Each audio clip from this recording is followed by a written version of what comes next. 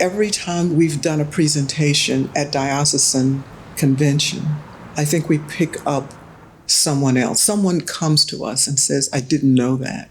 And so it says that somehow we're on the right track in terms of being able to show the connection between slavery and what we are still dealing with today.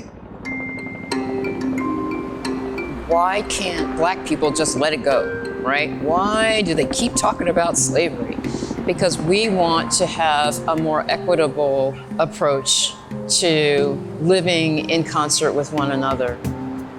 When we're walking along and we're looking at the east side of Manhattan, and the lower sections of the city, what really gives me pause is that people gave their free labor so that this wealth could be built. And that free labor, for the longest time, came from the backs of people of African heritage.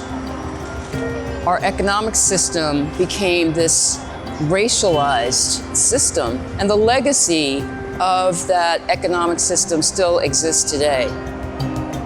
These conversations that we're trying to have with the Reparations Commission members, it's about inviting us into dialogue, and we listen to one another, and we hear, and we trust, and we pray, and we heal. And all being willing to allow what we're doing to change us. In November of 2008, Barack Obama was elected president. And I said, instead of meditation, we're going to go around the table and each of us is going to say what this election has meant. And the last person who spoke was a white male, and he talked about his journey with the committee. How he never stayed for the whole meeting in the beginning, how he didn't come to some meetings intentionally, how the meeting that he started to listen was the meeting where the archivist came and actually brought materials that showed what the church had done in terms of the slave trade. And that's when he really began to listen. That he listened to the pain of those of us sitting around the table. And he, at the end, said, I can say now that I believe that some atonement and some repair is due. And that was such a transformative. I was almost in tears listening to him.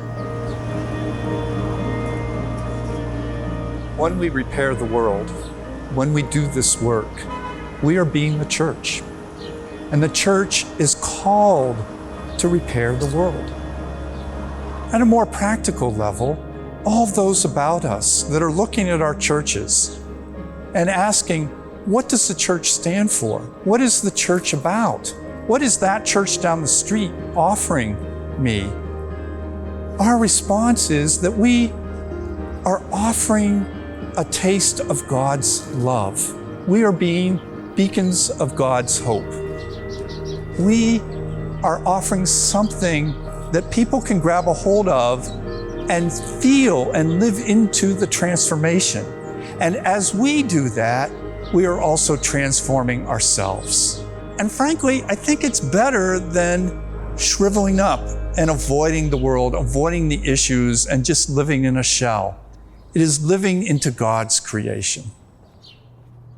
Now we're at a new and very exciting point regarding reparations. A few years ago, the bishop decided to gift the diocese with $1.1 million towards reparations. We really put our heads together this summer during our retreat to figure out what is the best way to come up with a use for these funds, and also a sort of way to hold these funds together in ways that will remove it from some of the other aspects of the reparations work that we continue to do. And so this resolution before us this November will ask us to vote to put into place a new 501c3 which will specifically be designed to receive those funds as well as any other donations towards reparations that can then be used on behalf of the diocese for projects for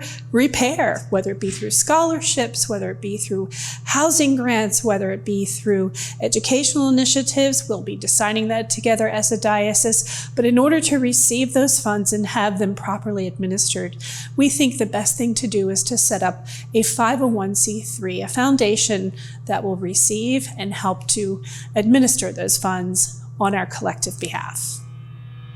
They want reparation because they think the people that do the crime are owed that. Bullshit! They are not owed that. History has shown us that every time there is a step toward combating systemic racism, every time there's some sort of accomplishment that honors our Black brothers and sisters, there's pushback.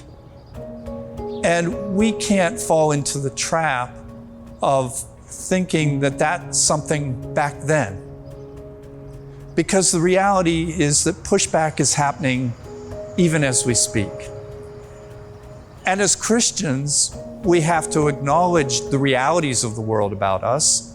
This is not a pie in the sky kind of faith. This is a grounded in reality faith. And as Christians, we have to acknowledge that there's going to be pushback, and we have to keep responding to that. We have to keep being that light of God's love. It takes a lot of patience. It takes a lot of faith and trust. I didn't think I'd ever see the state of Mississippi become integrated. I didn't think I'd live to see that happen. And it happened. I spent time in South Africa, and suddenly Mandela was walking out of prison and becoming president, and it started to change. And I feel that way about reparations now. I'm sitting here in the congregation that I call home, the French Church of Saint-Esprit, Église Française du Saint-Esprit.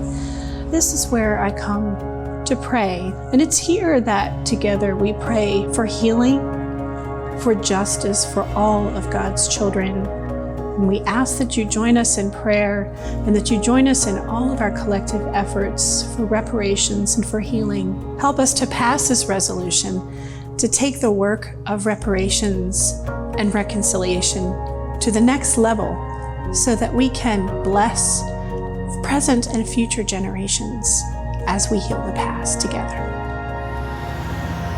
This could be the start to be able to sort of set a model here in the Episcopal Diocese of New York. We want to set a model so that other dioceses throughout the country can perhaps say, hey, wow, they were brave enough to do this. Maybe we need to check out our history as well. If we are able to pass the resolution, it will be transformative, moving towards this thing that our presiding Bishop Michael Curry always says, let's get to beloved community. I think this is the moment that this resolution offers us to live into our baptismal covenant. It is a moment in history that God continually presents to us about the opportunity of seeing Christ in those about us. And we as a diocese, this amazing diocese from the Catskills to Staten Island, have this opportunity to respond to God's call to love one another.